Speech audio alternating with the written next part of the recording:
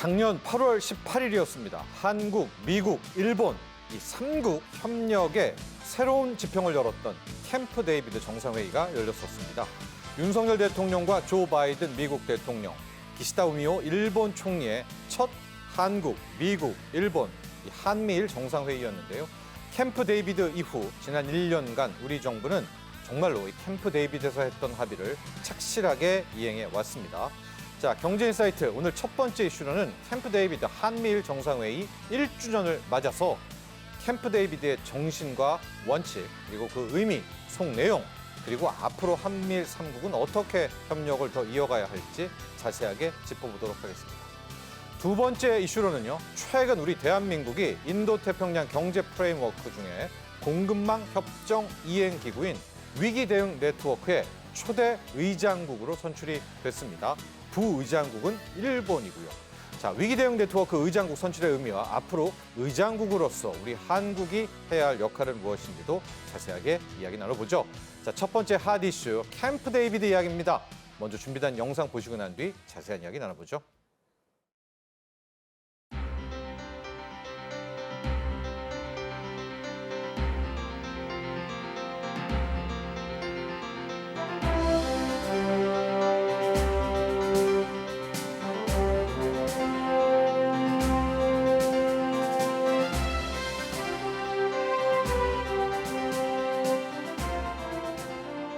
이곳 캠프 데이비드는 현대사의 고비마다 중요한 외교적 결정이 이루어진 역사의 현장입니다.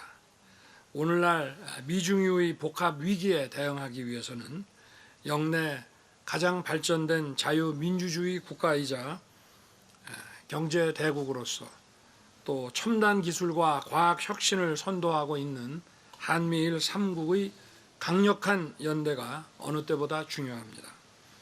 이제 캠프 데이비드는 한미일 3국이 자유, 인권, 법치의 공동 가치를 바탕으로 규범 기반의 국제 질서를 증진하고 역내 안보와 번영을 위해 중심적 역할을 수행할 것을 천명한 역사적 장소로 기억될 것입니다.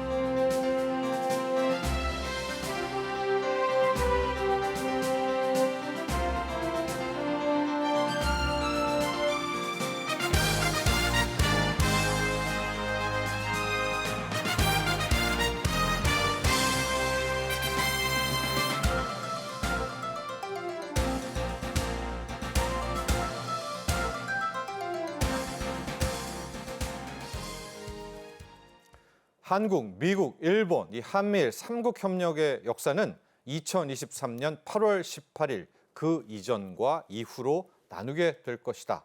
자, 바로 캠프 데이비드 정상회의 개최를 두고 대통령실은 이렇게 평가를 했었죠. 그만큼 한미일 3국 협력에 큰 변화를 가져다 줬던 캠프 데이비드 한미일 정상회의였습니다. 그리고 이제 1년이 지나갔습니다. 자, 1년을 되돌아보고요. 3국 협력의 미래에 대해서 자세하게 이야기 나눠보도록 하죠. 민정훈 국립외교원 미주연구부 교수와 함께합니다. 안녕하십니까? 자, 민 교수님. 벌써 1년이 정말 지나갔네요. 캠프 데이비드 정상회의. 작년 딱 이맘때 저희가 보도도 많이 하고 집중적으로 이야기를 했었는데 자, 먼저 이 캠프 데이비드 정상회의가 어떤 의미를 갖고 있는 건지 이게 왜 중요한지에 대한 전반적인 총평을 좀 해주시고 나서 저희가 세부적인 이야기로 들어가 보죠. 예, 캠프 데이비드 정상회의가 개최된 이후에 미국 언론에서 어떤 반응이 나왔냐면 미국 외교의 수건을 해결했다 이렇게 평가가 나왔어요. 미국 언론에서요? 예, 그렇죠. 네. 미국 그리고 3국 정상이 모이셨는데 바이든 대통령의 그 표정이 그렇게 밝을 수가 없었어요. 예. 그만큼 미국 행정부로서는 한미일 협력을 제도화하는 것이 굉장히 중요한 수건 과제였고 이것에 토대를 놓았기 때문에 굉장히 큰 의미가 있는 것이죠. 그러니까 캠프 데이비드 정상회의의 가장 중요한 성과라고 한다면 한미일 3국 협력의 골격을 마련했다는 거예요. 예. 그러니까 과거에 보면 한미 협력하고 미일 협력은 양자 동맹을 바탕으로 해서 이 협력의 수준이나 제도화 수준이 굉장히 높았어요. 예. 그런데 그거에 비해서 한미일 협력은 그러니까 우리가 1965년 이후에 한일 관계가 이제 다시 시작됐지만 그럼에도 불구하고 역사 문제로 인해 가지고 굉장히 좀 이렇게 온탕한 냉탕을 오갔지 않습니까? 예. 그런 부분 때문에 지속적으로 이제 그 협력하기가 어려운 그런 상황이 있었고, 또한 그 미국도 21세기 이전에는 한국과 일본과 양자 협력을 통해 가지고 동아시아에서 미국의 이익을 지키려고 했어요. 그래도 네. 됐거든요. 근데 21세기 들어오면서 중국이 부상하게 되니까 그리고 미국의 국력을 상대적으로 쇠퇴하고 예. 이러니까 한국과 일본과의 협력이 보다 더 중요해진 거예요. 그래서 미국은 그 일본에게 중국 견제를 위해서 보다 적극적으로 동참해달라. 이건 미국은 호응을 했어요. 일본은 호응을 했습니다. 그래서 미일 간의 어떤 그 협력이 강화되는데 한국은 중국과의 관계라든지 여타 그쵸. 요인으로 인해 가지고 네, 네. 굉장히 좀 신중한 모습을 보여왔거든요. 그래서 미국이 원하는 만큼 한미일 협력이 제도화 수준이 높지가 못했어요. 그거를 작년에 해결해서 한미일 그 삼국 협력의 정례화, 제도화 이것에 토대를 놨기 때문에 굉장히 의의가 있는 것이고 그러한 토대를 바탕으로 해서 실무 수준에서 한 1년 동안 각 분야에서 활발하게 진전을 이루었기 때문에 그 큰 의미가 있다고 생각하고 있습니다. 네. 캠프 데이비드. 이제 미국 대통령의 일종의 뭐 휴양지 이렇게 보면 되겠죠, 이곳이. 예, 캠프 데이비드. 바로 이 장소에서 한국, 미국, 일본의 정상들이 만나서 실질적으로 문서화된 공약 같은 것들이 있었었습니다. 예, 그리고 방금 우리 민 교수께서도 이야기해 주셨지만 미국, 일본, 미국, 한국은 굉장히 끈끈하고 자세한 뭔가가 있었는데 이 한미일 세 나라가 연합된 것은 없었는데 그것의 첫 번째 큰 발걸음을 내딛었다. 당시에 맺었던 이 한미일 삼국의 협력 정신들, 공약들 그 세부 내용들 한번 몇 가지 있었는지 짚어보도록 할까요? 예, 그렇습니다. 네. 그 말씀해 주신 것처럼 한미일 삼국 협력에는 그 언론에 대한 그 공동 뭐 언론 대응이라든지 네. 뭐 브리핑 이런 정도만 있었지 어떤 공동 성명문이 나오지를 못했어요. 네. 그래서 이제 작년 같은 경우에 의미가 있다고 보는 건데 그러니까 캠프 데이비드 정상회의 결과물로 세 가지의 문서가 나왔어요. 네, 문서가 원칙, 있었죠. 원칙, 정신, 협의 공약으로 이제 구체화가 됐는데요. 그 캠프 데이비드 원칙이라는 것은 삼자 협력의 추진, 원칙 및 지침을 명문해 준 거고요. 네. 그리고 그 정신이라는 것은 우리가 잘 알고 있는 어떤 그 협력의 비전과 이행 방안, 구체적인 협력 방안을 담은 그러니까 정상회의가 나오면 하면 공동 성명문을 발표하잖아요. 그렇죠. 그러니까 이게 정신이 이 캠프 데이비드의 정신이 다른 양자 정상회담의 공동 성명 선언 같은 거예요. 예. 그래서 그렇게 보시면 될 거, 공동 성명이라고 보시면 될 거고요. 그리고 이제 또 하나가 협의 공약이라는 것이 나왔는데 이것은 삼국이 향후에 어떤 공동 이익과 어떤 안보에 영향을 미치는 사안이 발생하면 즉각적으로 협의를 하겠다. 네. 이런 것을 약속을 한 겁니다. 그래서 이 그 작년에 나온 캠프 데이비드 결과물로 나온 이 세 가지 문서를 보면 삼국이 협력을 하기 위해서 어떤 얼마만큼 정리화 협력을 정리화시킬 것이냐 그리고 제도화시킬 것인가를 명문화했기 때문에 그 자체로 큰 의미가 있다고 볼 수가 있습니다. 네, 저기 보면 원칙, 정신, 공약 등등도 있고요. 세부적인 내용 좀 나온 거 보면 삼국의 군사 훈련도 좀 뭐 수립하고 그런 내용들이 좀 있습니까?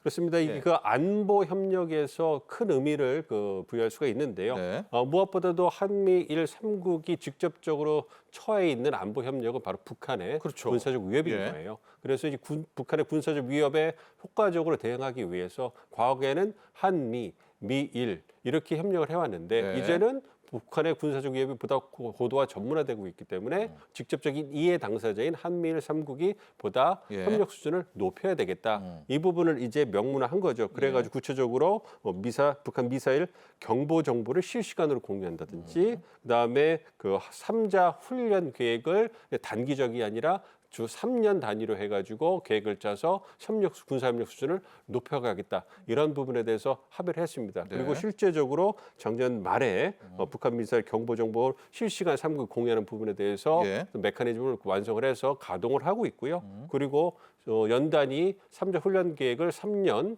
단위로 해가지고 3년을 목표로 해서 만들어가지고 그것에 기반을 해가지고 정기적으로 그리고 예측 가능하게 삼국이 이제 그 한반도 주변에서 군사 훈련을 좀 실시하고 있는 상황입니다. 그렇습니다. 뭐 경제적 강압을 극복한 공급망 조기 경보 시스템의 시범 사업도 출범을 했었고요.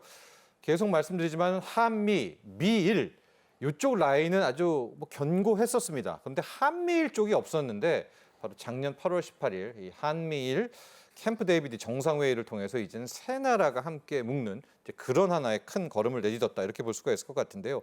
안보 쪽에서의 협력만 좀 따로 떼어놓고 다시 한번 보도록 하겠습니다. 1년의 시간이 좀 지났는데 상당한 성과들이 좀 있는 것 같아요. 주요 내용들 좀 한번 쭉 언급을 해주시겠습니까? 크게 세 가지 정도로 볼 수 있을 것 네. 같아요. 첫 번째 말씀드린 것처럼 북한 미사일 경보 정보를 실시간으로 공유하는 부분.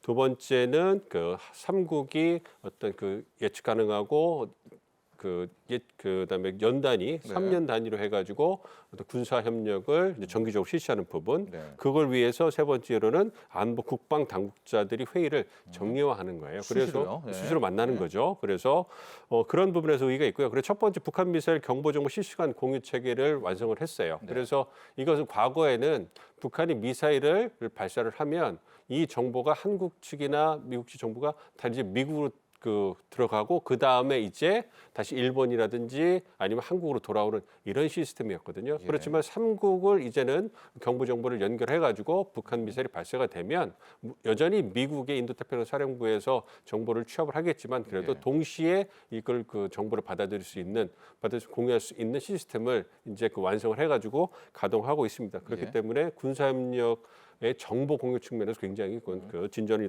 이뤘다고 볼 수 있고요. 이와 더불어서 의미가 있는 것이 안보 국방 실무진들이 주기적으로 만나가지고 어떻게 하면 삼국의 군사훈련을 정례화할 수 있는 것이냐. 네. 이 부분에서 논의를 한 거예요. 과거에는 북한의 위협이 있을 때마다 단기적으로 단발적으로 이제 삼국이 군사훈련을 이제 그 북한의 위협에 대응하기 위한 대응책으로서 실시를 했는데 이제는 그 수준을 넘어서서 3년 주기로 해서 매년 언제 모여서 어떠한 군사훈련을 할 것인가에 대해서 삼국 계획을 짜고 이거를 시행하는 이런 수준까지 올라갔습니다. 그래서 네. 지난 1년 동안에 그 스케줄에 따라 가지고 이제 그 한반도 주변에서 한미일 군사훈련이 이루어졌고 그때 이제 미국의 전략자산이 한반도로 전개되는 걸 보여주면서 북한에게 경각심을 제고시키는 이런 역할도 했습니다. 그렇기 때문에 네. 지난 1년 동안에 안보 협력에 있어서는 북한의 군사적 위협에 대응하기 위해서 많은 진전이 있었다 이렇게 말씀드릴 수 있겠습니다. 프리덤 엣지요. 다영역 훈련의 프리덤 엣지를 첫 번째 훈련을 했었고 프리덤 엣지를 좀 확대한다 이런 내용도 담겨 있는데 이게 좀 약간 의미가 좀 있는 건가요? 프리덤 엣지라는 것. 그렇습니다. 예. 그러니까 한미 연합 군사 훈련을 하잖아요. 예. 그다음에 프리덤 엣지는 다른 명칭을 통해서 하고 있는데 한미는 많이 해죠. 그렇죠. 예. 그러니까 그 삼국의 군사 훈련, 재래식 훈련, 사이버 훈련 이런 모든 것을 통틀어서 일제는 그 한미일이 예. 어떤 명칭을 놓고 주기적으로 한다는 얘기예요. 그러니까 어떤 한미일이 북한의 미사일이 발사가 되면 그 정보를 어떻게 공유하고 대응하기 위해서 해군은 어떤 역할을 할 것이며 육군은 어떤 역할, 공군은 어떤 역할을 할 것인가 이런 부분에 이제 그 계획을 세워서 체계적으로 예. 훈련을 실제로 실시하는 그런 훈련이거든요. 그렇기 때문에 그러한 측면에서 본다면 상당히 군사협력의 수준이 올라간 것이다. 그러니까 향후에도 프리덤 엣지라든지 다른 명칭을 통해 가지고 다양한 육해공군 3군의 어떤 그 군사협력이 제도화되고 실시가 될 것이라고 생각합니다. 아마 이제 군대 다녀온 남자분들은 한미 훈련은 정말 많이 다양한 명칭으로 많이 뛰었잖아요. 그래서 이번에 한미 훈련 뛴다 하는데 좀 시간이 지나면 한미일 훈련도 뛰겠어요. 지금 프리덤 엣지처럼 이제 한미일이 함께 훈련을 좀 한다는 거죠. 군사 훈련이요. 그렇습니다. 네. 그렇기 때문에 아무래도 한국과 미국의 어떤 연합 군사 훈련 수준이 굉장히 높기 때문에 네. 일본은 굉장히 환영하고 있는 그 상황이고요. 오히려요. 좋아라 그렇습니다. 합니까? 그러니까 어떤 네. 군사 기술이라든지 이런 부분에 있어서는 일본이 갖고 있는 장점이 있지만 어떤 일본은 적이 없잖아요. 그래서 훈련을 안 뛰어봤고, 훈련을 제대로 그렇죠. 안 못하기 했죠. 때문에 자위대의 군사훈련 수준은 굉장히 낮다라는 평가를 전반적으로 받고 있거든요. 예. 그러니까 자위대 입장에서는 한국군이라든지 미군이라든지 굉장히 그 훈련 수준이 높으니까. 어떤 체계화된 군과 훈련하는 것 자체가 굉장히 군의 전력을 네. 현대화하는데 도움이 많이 되는 거고요. 한국이나 미국 입장에서도 이제는 북한의 위협 대응하기 위해서 일본을 끌어들여 가지고 함께 훈련하고 있기 때문에 네. 어떤 대응 수준이 높아질 수 있기 때문에 서로 그렇죠. 이제 그 혜택이 있다 생각하고 있습니다. 정보전이나 이런 거에는 또 일본의 강점이 있을 테니까 이렇게 상부상조 좀 하고요. 캠프 데이비드 정상회의의 1년을 저희가 되돌아보고 있는데 캠프 데이비드 정상회의 하니까 이게 안보 쪽에만 포커스가 맞춰진 것 같은데 그렇지가 않습니다.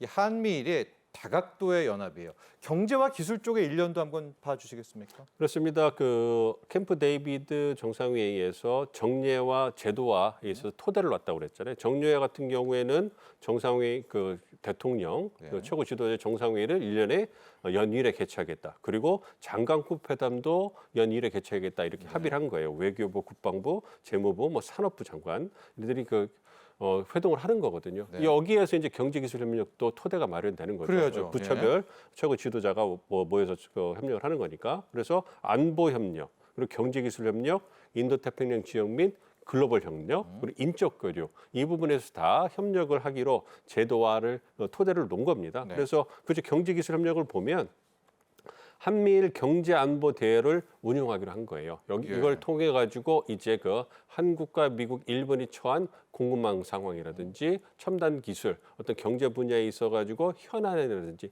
이런 부분에 대해서 함께 정보를 공유하고 대응책을 논의하는 이러한 제도와 토대를 만든 거고요. 특히 이제 공급망 같은 경우에는 이제 그 첨단 기술 중심, 그 핵심 광물 중심으로 해가지고 안정적인 맞아요. 공급망을 마련하는 게 굉장히 중요하잖아요. 그렇기 때문에 공급망 조기 경보 시스템을 이제 추진하겠다. 그래서 이걸 이제 실무 차원에서 지금 추진을 하고 있는 걸로 알고 있고요. 네. 이와 더불어서 이제 그 첨단 기술이라든지 미래 먹거리 산업에서 이제 그 연구 개발이 필요하잖아요. 그렇기 때문에 국립 연구기관 간 3국이 갖고 있는 국립 연구기관 간에 서로 이제 공동 연구를 인적 교류를 통해 가지고 그러한 첨단 기술에 대한 정보를 공유하고 함께 협력할 수 있는 이러한 토대를 만들었던 것이고요. 그다음에 혁신 기술 유출이 방지될 수 있잖아요. 네. 그렇기 때문에 그것에 대응하기 위해서 협력 네트워크를 3국이 만들었고요. 그리고 이제 이 미래 먹거리 산업이라고 해서 첨단 기술 이런 분야 반도체 배터리 뭐 특히 AI 이런 부분은 국제 표준이 없는 거예요.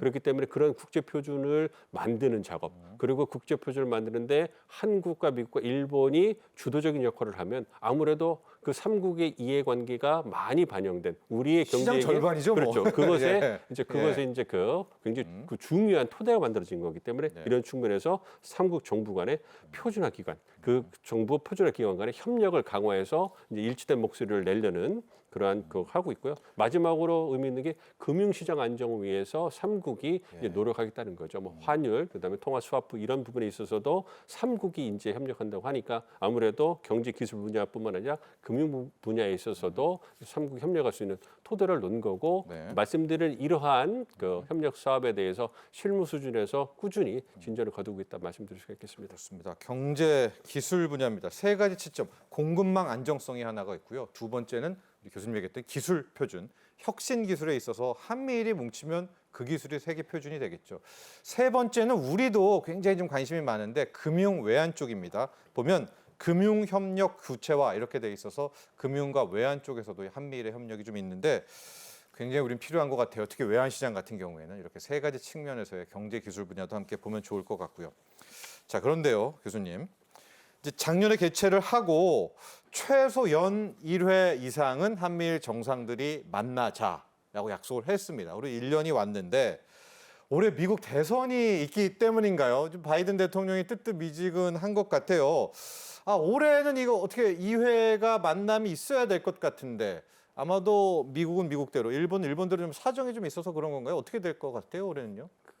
그렇죠. 아무래도 국내 정치적인 상황이 이제 그 자국의 국내 정치 상황이 이제 그 미국과 일본의 국내적인 상황이 어떤 제약 요인으로 작용하는 것 같아요. 무엇보다도 바이든 대통령이 너무 바쁘죠. 미국 대선을 앞두고 이제 저희가 워낙 많이 다루기도 했지만 이제 바이든 대통령 후보 사퇴도 하고 대선 그 레이스에서 트럼프 전 대통령이 계속 밀리는 모습 보여줬잖아요. 교체도 되고. 네, 그러니까 국내 정치적으로 뭔가 다른 정상들을 만날 수 있는 여유가 없는 거예요. 일단은 그 대선에서 승리해야지만 또 다시 또 이제 이기를 행정부를 열 수가 있는 거니까 그 부분이 그렇고요. 또 다른 이슈가 굵직한 이슈들이 있잖아요. 우크라이나 전쟁도 있고 무엇보다 이스라엘 하마스 전쟁이 터짐을 해가지고 너무 바쁜 거예요. 국내 문제도 바쁜데 이제 그 대외 정치 그런 부분이 많으니까 그래서 따로 이제 한미일 정상회의를 하기가 쉽지 않았던 것 같고요. 그래서 이제 다자 정상회의 계기에 그래도 한미일 정상이 모이셔서 같이 그 환담을 하고 사진을 찍는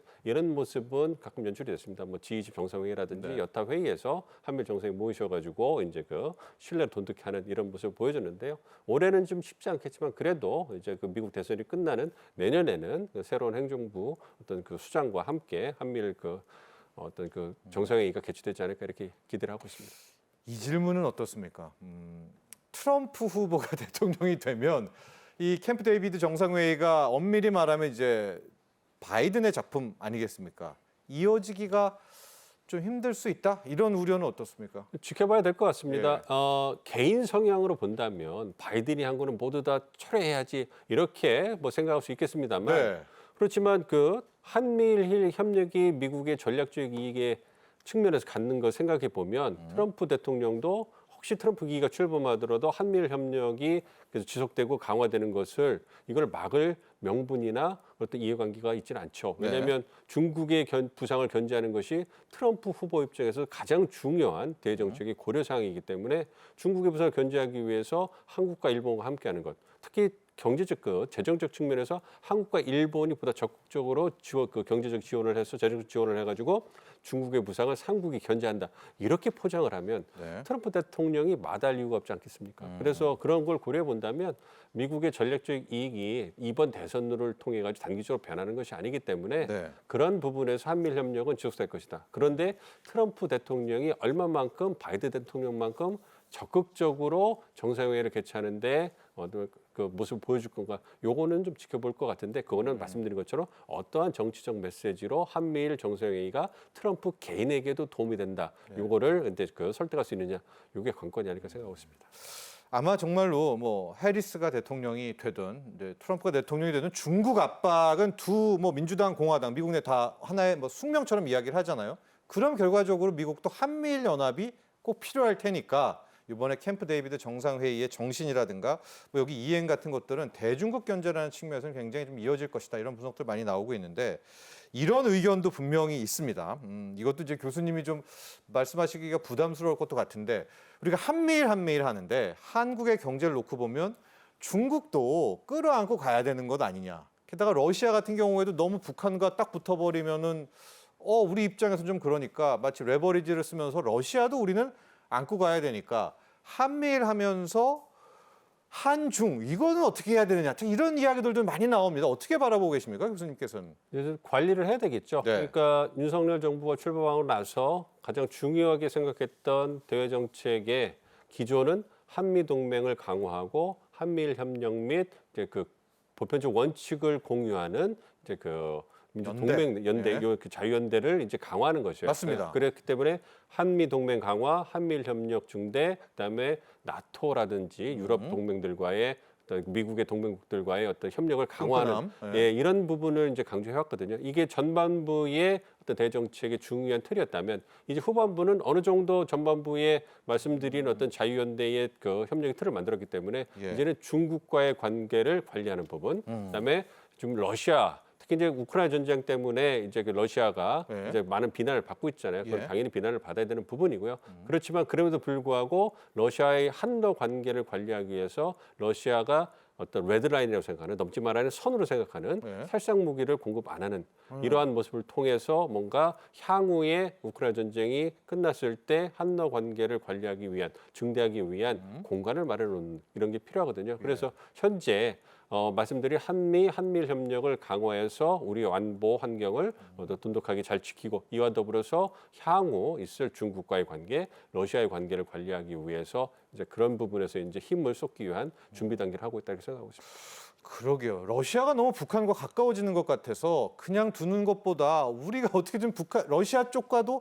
뭔가 채널 하나 좀 열어야 된다 이런 의견도 많이 나오고 있는데 어떻게 보십니까? 그렇습니다. 그 외교적으로는 한국과 러시아 간에 얘기를 하고 있는데 이것이 정상회의라든지 이런 부분으로 아직까지 정리화되지는 않은 부분이 있는 것이고요. 하고는 있죠. 그렇습니다. 그리고 네. 북러 간의 군사 협력이 이게 단기적으로 끝날 거라는 그 시각이 우세합니다. 왜냐하면 예. 그렇습니다. 북한과 러시아의 어떤 그런 지금 그 높은 수준의 군사 협력은 예. 우크라이나 전쟁을 맞이해서 북한이 러시아에 어떤 탄약이라든지 포탄의 무기고 역할을 해주고 있거든요. 그렇기 때문에 그 안정적으로 포탄을 공급받는 게 필요한 러시아 입장에서는 북한과의 협력이 필요한데 예. 우크라이나 전쟁이 끝난다고 우리가 가정을 해보면 그렇다면 러시아 입장에서 북한과의 군사적 협력을 지금처럼 높게 유지할 이유가 없는 거죠. 예. 그러면 군사 협력의 수준이 낮아질 거고 그 얘기는 한국과 어떤 그 러시아가 한국과의 관계를 다시 이제 복원하거나 증대할 그런 공간이 커진다는 거죠. 예. 그러니까 그 기회를 우리가 포착하기 위해서 지속적으로 외교 라인에서 소통을 하면서 예. 어떤 향후 올 기회에 대비해야 된다. 그런 준비를 하고 있다 생각하고 있습니다. 좋습니다. 저희가 이제 한미일 캠프 데이비드 정상회의 1년이 지난 이 시점을 좀 계속해서 조명하고 있는데요. 그때 당시에 정상들만 뭉친 것이 아니라 민간 경제계도 워싱턴 DC에 모여서 우리 캠프 데이비드의 한미일 연합 연대 정신을 이어받자 협의체를 출범하고 정례화에 합의를 했다라고 합니다. 이 민간 경제 쪽 라인들은 어떻게 돌아가고 있습니까? 아무래도 정상 수준에서 첨단 기술이라든지 핵심 광물 분야에서 안정적인 공급망을 이제 확보를 하고 또 금융 쪽에서도 예, 그렇습니다. 근데 기술 부분에 협력을 하기 위해서 이제 그 관 측면에서 이제 정례화 제도화를 시켜놨잖아요. 예. 그런데 어쨌든 첨단 기술이라든지 핵심 광물, 금융 부분에 있어가지고 금융 부분 그렇습니다만 핵심 첨단 기술, 광물 부분에서 실제적으로 프로젝트를 돌리고 경쟁을 하는 것은 기업들이란 말이에요. 그러니까 그런 기업들이 이제 삼국 정상들이 합의해놓은 그 공동성명을 토대로 해가지고 협력을 증진시키려고 노력하는 거죠. 이것이 기업의 이익에도 직접적으로 영향을 미칠 수 있고 특히 첨단 기술, 반도체나 배터리라든지 AI 같은 부분에 있어서는 그 한국 기업들도 미국이나 일본과 협력하는 것이 미래 경쟁 확보에서 굉장히 중요한 거거든요. 예, 원전도 있고요. 네. 예. 그렇기 때문에 그런 부분에서 아무래도 우리 삼성이라든지 여타 주요 기업들이 참여를 하고 미국에서도 일본에서도 카운파들이 참여를 해가지고 말씀드린 분야의 협력을 정례화하고 제도화하는 이런 부분에 있어서 토대를 놓은 거거든요. 그렇기 때문에 재계에서도 삼국 간의 협력이 강화가 되면 말씀드린 것처럼 그러한 미래 먹거리 산업에서 표준을 만들고 네. 그리고 원칙을 만들고 뭔가 기술을 갖다 공유하면서 초격차 기술에서 선두그룹을 유지할 수 있는 이런 토대가 마련된 것이기 때문에 굉장히 의미 있는 그러한 모임이었다 생각하고 있습니다. 알겠습니다. 자, 이제 정리를 해봐야 될 것 같습니다. 계속 말씀드리지만 한미 또 미일 이쪽은 탄탄하게 유지돼 왔었는데 한미일이 없었거든요. 거의 없다시피 했었죠. 이건 이제 캠프 데이비드 정상회의 작년 8월 18일이었습니다. 이걸 통해서 이제 최초로 삼국의 연대에 대한 정상들이 모여서 첫 걸음을 내딛었고요. 이제 캠프 데이비드 정상회의 체제 1주년이 돼 가고 있습니다. 앞으로 나아갈 방향들에 대해서 마지막으로 제언해 주시고 마치도록 하죠. 예, 그 한미일 삼국 협력의 제도와 정례의 토대를 놨고 이제는 그 부분에 대해서 이제 우리가 구체적으로 진전을 거둬야 되는 상황입니다. 네. 그렇기 때문에 그 부분에서 한국이 주도적인 역할을 할 수 있다고 생각을 하고 있어요. 그러니까 모두의 소개해 주신 것처럼 이제 IPEF의 위기 대응 측면에서 한국이 초대 의장국으로 선출됐다고 했잖아요. 그러니까 그런 역할을 충분히 할 수 있는 겁니다. 그러니까 안보 협력, 북한의 군사적 위협에 대응하기 위해서 한국이 갖고 있는 정보력이나 군사력이 월등하기 때문에 이런 부분에서 이제 미국과 일본의 어떤 군사협력을 방향성을 우리가 만들어갈 수 있는 거고 특히 첨단 기술이라든지 어떤 그 경제 부분에서 이제 우리가 갖고 있는 첨단 제조 기술이 있잖아요. 그걸 토대로 해가지고 이제 삼국 협력이 어떠한 방향에서 실무 차원에서 나가야 되겠다 이런 부분에서 어떤 좌표를 던지고 그 부분에서 협력을 이끌어낼 수 있는 그러니까 굉장히 주도적인 역할을 할 수가 있거든요. 네. 그러한 주도적인 역할을 통해 가지고 우리의 안보 이익과 그리고 경제 이익을 담보해 나가는 그런 연속성, 지속성을 가지는 게 필요하다 생각하고 있습니다. 알겠습니다. 자, 지금까지 민정훈 국립외교원 미주연구부 교수와 함께했습니다. 감사합니다. 네. 자, 이어서 두 번째 이슈로 넘어가 보도록 하겠습니다. 자, 우리나라가 전 세계 중에서 특히 이번에 뭉쳤던 인도 태평양 경제 프레임워크 중에 공급망 위기 쪽에서 초대 의장국이 됐다고 합니다. 준비된 영상 보시고 난 뒤에 이 이슈들 함께 이야기 나눠보죠.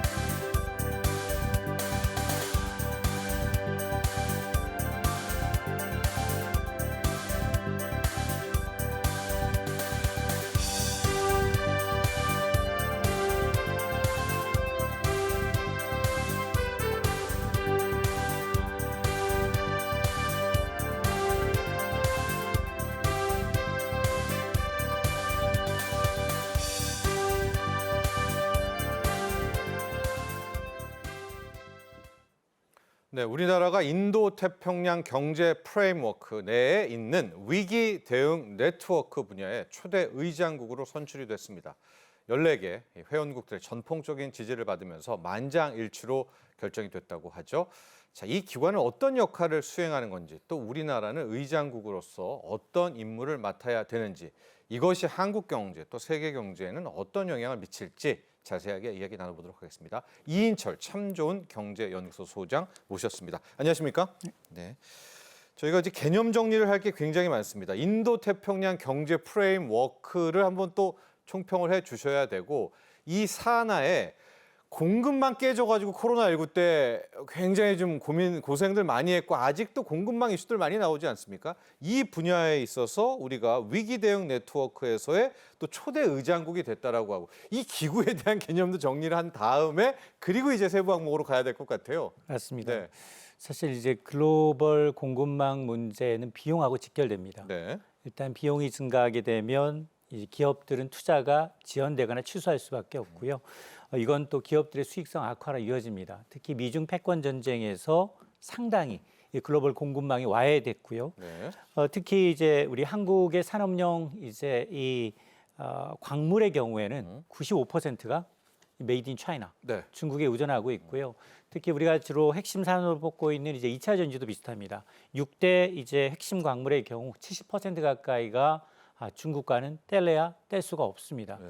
이런 와중에 2022년 5월에 미국 주도 하에 이른바 IPEF라고 하는 인도 퍼시픽, 네. 그렇습니다. 인도 퍼시픽 이코노믹 프레임워크의 이니셜을 가져왔습니다. 인도 태평양 경제 프레임워크라는 기구를 만들었는데요. 다자간 경제 협력체입니다. 이 기구 안에는 3대 이행 기구가 있습니다. 예. 이 3대 이행 기구의 2개 기구는 미국이 의장직을, 그리고 나머지 하나가 한국이 의장직을 갖고 있는데, 네. 이 2개 기구에는 공급망위원회는 미국이 의장을, 또 부의장은 인도가, 또 노동권자문기구의 의장은 미국이, 네. 부의장은 피지가 피지요. 네, 피지입니다. 근데 우리가 지금 의장직을 맡은 건 위기 대응 네트워크라고 하는 CRN이라고 하는 크라이시스 리스폰드 네트워크의 의장직을 한국이, 예. 그리고 부의장직이 예. 일본입니다. 네. 그래서 이 도대체 뭐 하는 데냐? 예. 위기 대응 네트워크는 이제 이 한국이 글로벌 공급망 위기 대응에서 이제 중요한 리더 역할을 맡게 됐다라는 의미가 있는데요. 주로 이제 IPEF에 참여하는 국가가 모두 14개 국가입니다. 예. 한국, 미국, 일본이 들어가고요. 호주, 뉴질랜드, 싱가포르, 태국, 베트남, 브루나이, 말레이시아, 필리핀, 인도네시아, 인도, 피지가 들어가는데, 예. 이들 국가의 위상을 보게 되면 전 세계 국가 인구의 32%가, 전 세계 GDP의 40%입니다. 공급망, 글로벌 공급망이 교란될 경우 긴급 회의를 소집할 수 있고요. 14개 회원국 간 공조 방안을 모색할 수 있습니다. 필요할 경우 갖게 되는 긴급 회의는 장관급 네. 혹은 정상급으로 격상이 가능합니다. 이 IPEF는 여러 국가가 참여하는 이제 다자협력체이고, 경제 전략적 이해관계가 얽혀 있고, 또 인도태평양 지역의 안정적이고 지속 가능한 경제 질서를 구축하려는 의도로 설립이 됐기 때문에 우리나라가 위기 대응 네트워크의 어떤 의장국이, 초대 의장국이 됐다라는 건 네. 그만큼 이제 한국의 국제적 위상이 상당히 좀 높아졌음을 의미합니다. 네. 역할을 좀 보면은 공급망 교란 대비 대응의 전략을 수립한, 우리나라가 이제 리더가 되는 건가요? 맞습니다. 예. 이게 지난 7월 24일 14개 국가가 화상회의를 통해서 예. 의장국을 정했어요. 예. 그때 전폭적으로 14개국 만장일치로 우리나라가 이제 위기대응 네트워크의 초대 의장직을 맡게 됐습니다. 이는 이제 한국이 그동안 보여줬던 공급망 위기 대응에 대한 경험과 노하우를 높이 평가받았고요. 또 내부적으로도 공급망 상법 정비와 같은 정책적 노하우가 국제적으로 높이 평가받았음을 의미하는데, 특히 주목할 만한 건 우리가 반장이라면 예. 부반장은 일본입니다. 예. 근데 사실 글로벌 공급망에서 가장 필요한 게 한국과 일본이거든요. 예. 근데 서로의 공급망에도 중요한 역할을 하는 국가들인데, 이번 선출을 통해서 한일 양국이 주도하는 글로벌 공급망을 협력 체제를 이제 구축할 수 있다라는 건데, 글로벌 경제에서 이제 중추적인 역할을 할 수 있는 중요한 성과가 마련된 것으로 보이고, 특히나 이에 대해서 정인교 산업통상자원부 통상교섭본부장은 우리나라, 일본과 같은 산업 강국도 있지만 예. 호주나 인도네시아와 같은 자원 부국이 예. 함께 협력할 수 있는 혁신적인 플랫폼이라고 평가를 하고 있습니다. 네. 이들 이제 14개 회원국의 이 플랫폼을 통해서 공급망에서 취약한 품목에 대해서는 주기적인 모의 훈련도 실시할 수 있고요. 예. 실제 위기 상황에서는 긴급회의를 소집해서 공동 대응 방안도 마련할 수 있는데 그 의장국이 누구냐? 그 회의를 주재할 수 있는 게 바로 코리아, 한국이라는 얘기고요. 예. 결론적으로 보면 이렇게 되면 내부적으로도 우리가 의장국이기 때문에 예. 우리가 가장 필요한 부분에 있어서 국내 산업과 연계해서 실질적인 도움이 될 수 있는 방향으로 활용될 수 있을 것으로 기대가 됩니다. 공급망에 대한 개별 국가들의 협정도 좀 있습니까? 어떻습니까? 왜냐하면 이제 14개가 이번에 다 뭉치는 거지만 개별국들로 자국책들 좀 마련했을 것도 같은데요. 이게 사실은 2022년 5월에 예. IPEF가 이제 초기에 만들어졌고요. 네. 미국 주도로. 그리고 이제 이 지난달입니다. 한 달이 채 안 됐습니다. 의장국이 지금 나왔거든요. 네. 그래서 아마 지금 한 달이 지나지 않았기 때문에 물론 우리나라와 이제 일본이 초대 의장국과 부의장국으로 부의장국? 위기 대응 네트워크를 맡게 됐습니다만 아직 이제 사실 내부적으로 보면 우리 예. 경제가 사실은 에너지 원자재를 공급받아서 수입해서 반도체나 자동차 같은 2차 전지와 같은 첨단 제품을 수출하는 산업 구조거든요. 네. 여기에는 상품이 원활하게 정말로 국경을 넘나드는 공급망이 원활해야 됩니다.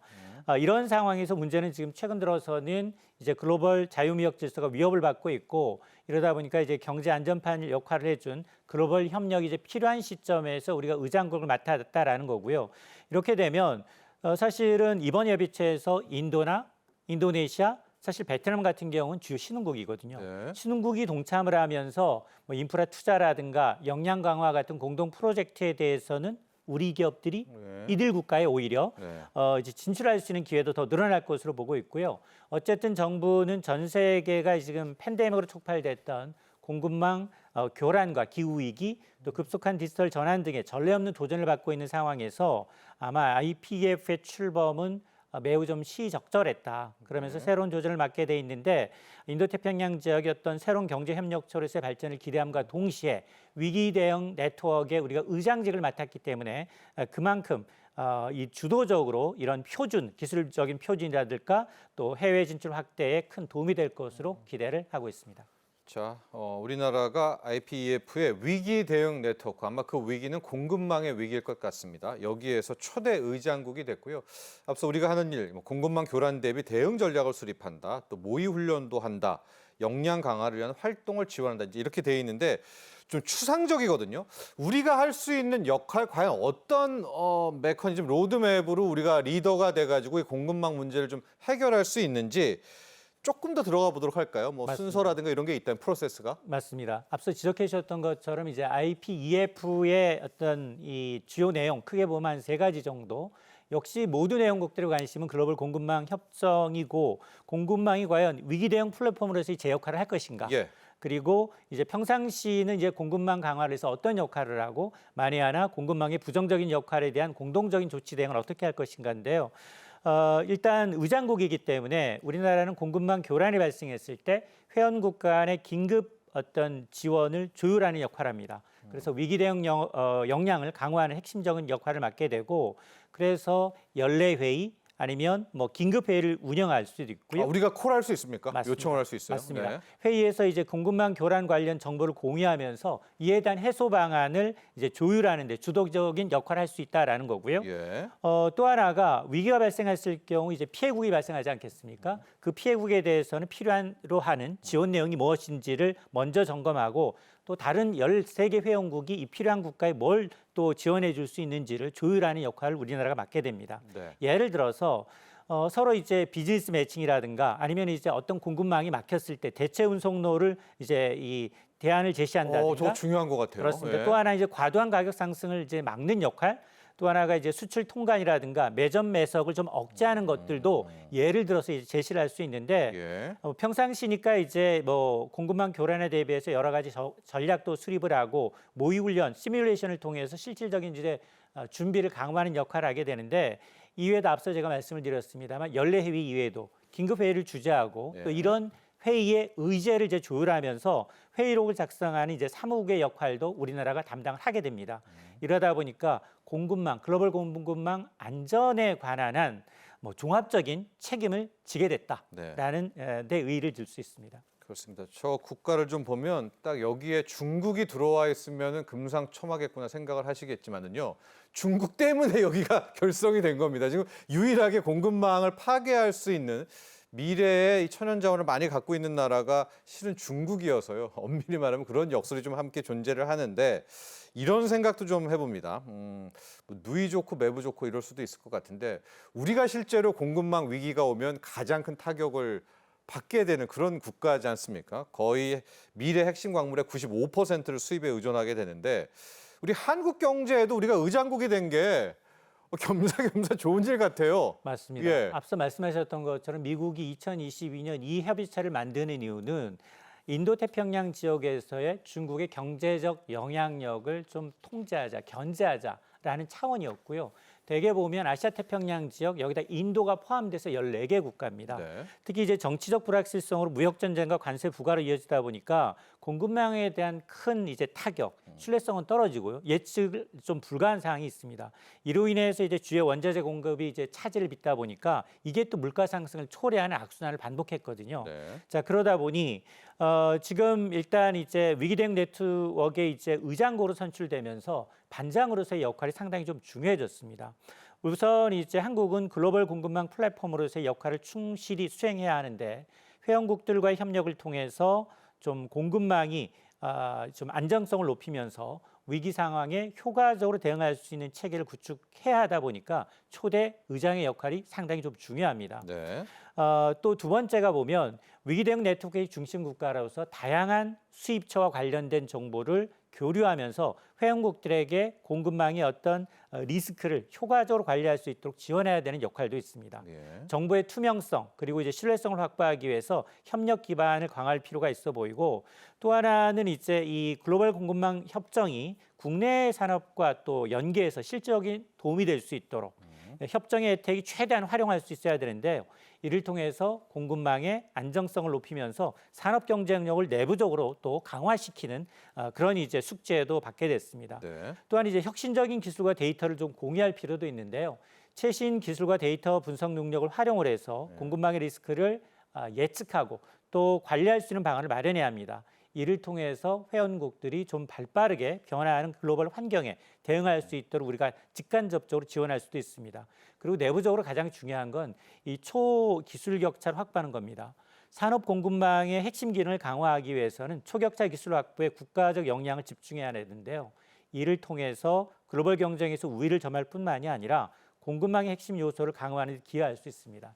자, 이런 노력들이 이루어져야 우리가 이제 IPEF 내의 위기 대응 이제 네트워크에 중요한 역할을 수행함과 동시에 공급망의 안정성을 강화하고 글로벌 협력을 이끌어내는 리더로서의 어떤 카리스마를 발휘할 수 있습니다. 네. 발빠르게 지금 행동을 하고 있습니다. 회의도 벌써 열렸는데요. 8대 산업 공급망 선도 프로젝트를 해서 아주 핵심적인 광물, 앞으로 좀 문제가 될 수 있는 광물들에 대한 이제 공급 다변화도 논의를 했더라고요. 요소, 우리나라 요소수 사태 있었죠. 흑연, 이게 2차 전지에 카본 블랙, 흑연 많이 들어가는데 이것도 중국에 또 가장 많이 있습니다. 히토류, 중국이 거의 또 독점하다시피 하고 있죠. 영구자석. 자, 이인철 소장님, 중국이 맘만 먹으면 그러고 보니까 다 이런 공급망 위기를 이끌어갈 수가 있을 것 같아요. 참 이게 너무나 뻔히 보이는데 해법상 실제로 우리가 좀 대처할 수가 있을까요? 좀 다변화되는 곳들이 좀 있나요? 이런 광물들에 대해서. 맞습니다. 앞서 제가 이제 우리나라 산업용 광물의 95%, 특히나 이제 2차 전지 핵심 광물 6대 광물이라고 하면 리튬, 니켈, 코발트, 히토리, 흑연, 백금족 등을 말하는데 거의 70% 가까이가 중국에 의존하고 있습니다. 예. 그렇기 때문에 이번 이제 회의를 통해서 중국에 대한 수입 의존도를 낮추고 또 핵심 이제 광물 공급망 문제를 해결하기 위한 중요한 어떤 시작점이 될 수 있다라는 건데요.